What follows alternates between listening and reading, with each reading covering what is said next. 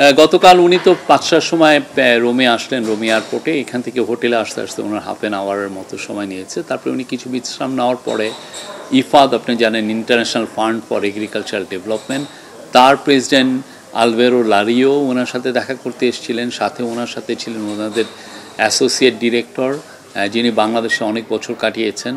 তারা এসেছিলেন view exchange করার জন্য। বাংলাদেশের তাদের অনেকগুলো কমিটমেন্ট আছে, তারা অনেক বছর ধরে বাংলাদেশের বিভিন্ন এগ্রিকালচার রিলেটেড প্রজেক্টে তারা ফান্ডিং করেন।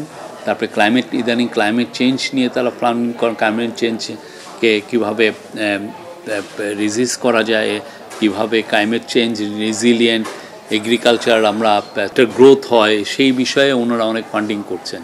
তো সেই আলোকেই ওনাদের সাথে খুব ইম্পর্টেন্ট একটা মিটিং ছিল আলভেরো লারিওর সাথে, চিফ অ্যাডভাইজার তাকে বলেছেন যে তারা যেন সোশ্যাল বিজনেস ফান্ড করেন, যেই সোশ্যাল বিজনেস ফান্ডের আন্ডারে বাংলাদেশের ইউথ, ওমেন, এন্টারপ্রেনর যারা ফার্মার আছে, স্মল স্কেল ফার্মার, তারা যেন তাদের ফান্ডটা ওদের এখান থেকে নিতে পারেন। ফান্ডটা ইউজ করে তারা অনেক বড় হতে পারেন, এবং এই ফান্ডটা আমাদের অনেক কিছুতে দরকার। আমরা ইদানিং ফ্রুটস এক্সপোর্ট করছি, আপনি জানেন চায়নাতে সহ অন্যান্য অনেক দেশে এখন আম এক্সপোর্ট হচ্ছে। এই আম এক্সপোর্টটা আমরা আরও বড় আকারে করতে চাই। তো বড় আকারে করতে চাইলে সেই ক্ষেত্রে আমাদের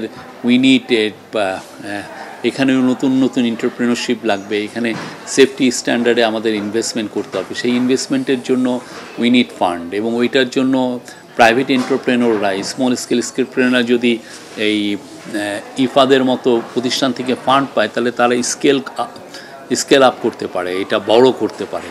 এই স্কেলিংয়ের জন্যও আমাদের ওদের ফান্ডিংটা দরকার।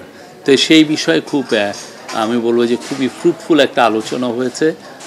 উনি ইন্টারেস্ট শো করেছেন যে উনি এ ধরনের একটা ফান্ড বাংলাদেশে করা যায় কিনা দেখবেন।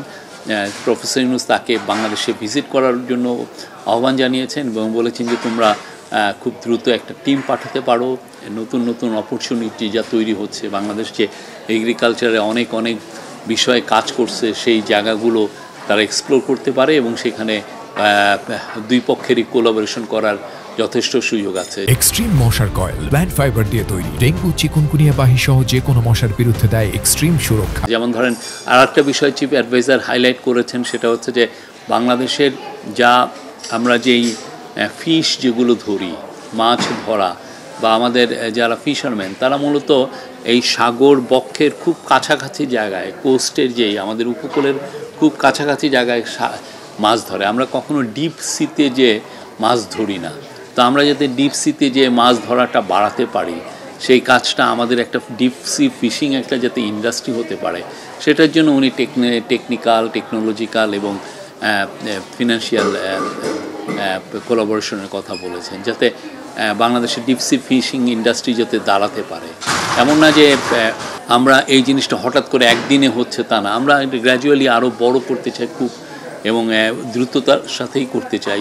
সেই জন্য উই নিড এই সমস্ত প্রতিষ্ঠানের, তাদের তো টেকনিক্যাল হেল্প, টেকনোলজিক্যাল হেল্প, তাদের এক্সপার্টিস, তারা এই কাজগুলো পুরো পৃথিবীতেই করে। সেই জন্য তাদের সাথে কালকে যথেষ্ট, আমি বলবো যে ফ্রুটফুল আলোচনা হয়েছে। প্লাস ক্লাইমেট রেজিলিয়েন্ট এগ্রিকালচার নিয়ে কথাবার্তা হয়েছে।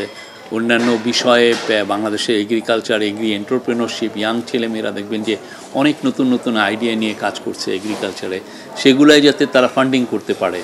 হ্যাঁ, এই ফান্ডিংটা কীভাবে, এই ফান্ডিংটা কীভাবে গ্যারান্টিড হবে, সেগুলো নিয়েও, ফিনান্সিয়াল অপশনসগুলো নিয়েও অনেক আলোচনা হয়েছে।